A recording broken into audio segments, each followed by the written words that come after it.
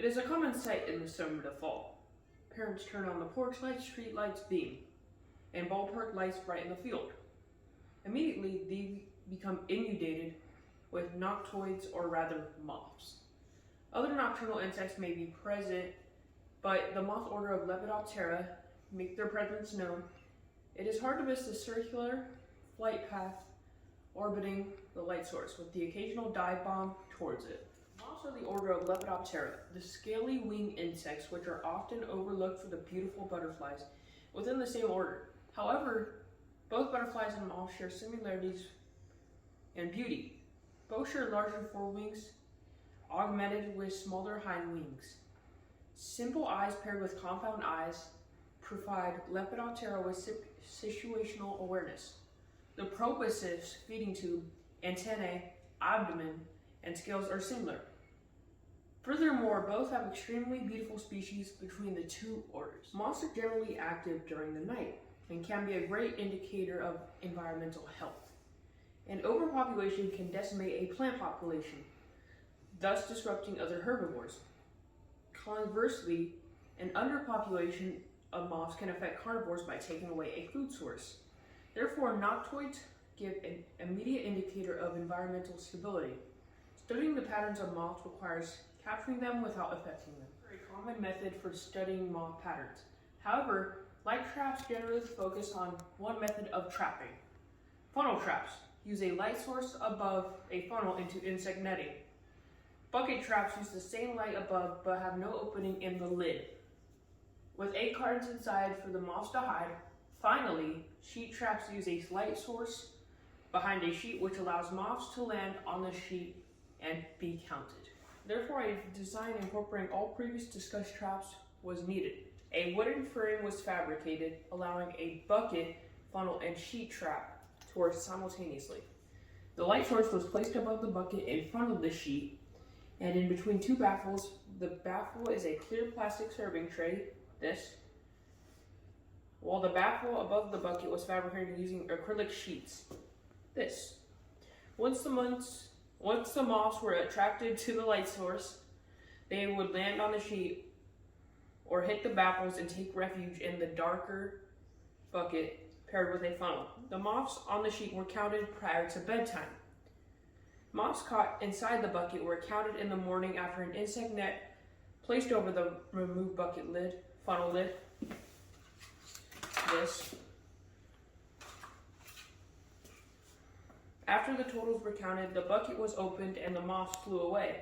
Any deceased moths were used for identification and placed in our garden for insects and food. 3 similar traps were built with 3 different light sources. One contained an ultraviolet LED bulb, this one, and another was paired with a Wi-Fi LED bulb, this one. The third trap was a baseline trap, as it paired with a filament light bulb, this one. All 3 were designed to be humane and allow for the releases of moths at the beginning of the day. I hypothesized the trap paired with the ultraviolet LED bulb would attract the most noctoids, while the Wi-Fi colored bulb would finish second. Initially, I thought being able to change the shorter wavelengths, such as green, blue, and violet, would attract a quantifiable number of moths. Surprisingly, this trap failed miserably. It never captured more than 2 moths at a time, despite color changes every day. Perhaps the traps were too close and light began to bled off. From the baseline and ultraviolet traps affected number 3. The baseline filament bulb fared much better, capturing second place. This bulb probably emitted enough shortwave light to attract the second highest captured rate, overpowering the Wi-Fi LED bulb. Additionally, wind and temperatures affected the capture rate of the ultraviolet and filament bulb traps. Once the wind averaged above 15 knots per weather stations, the capture rate significantly decreased. Again, the capture rate still placed ultraviolet and filament bulbs first and second. Furthermore, as the temperatures dropped, so did the consistent capture rate. Again, the ultraviolet and filament placed 1 and 2nd place.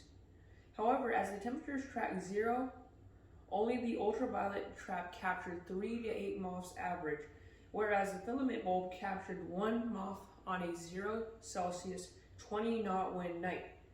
The Wi-Fi LED did not provide quantifiable data, but is listed as third place since it did have some captures throughout this experiment.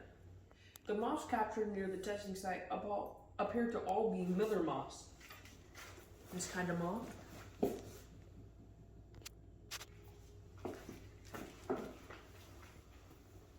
Achronicta leporina. Furthermore, it appears that all the numbers of moths captured might improve if the experiment was conducted over the much more warmer weather in the summer months. When moths are most active during the entire year, additional testing is necessary to confirm the partially correct hypothesis, along with upgraded designs to the combination trap.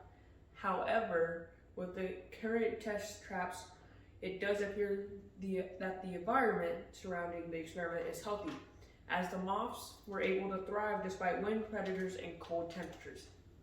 Thank you for your time and consideration. A design incorporating all previous discussed traps was needed. A wooden frame was fabricated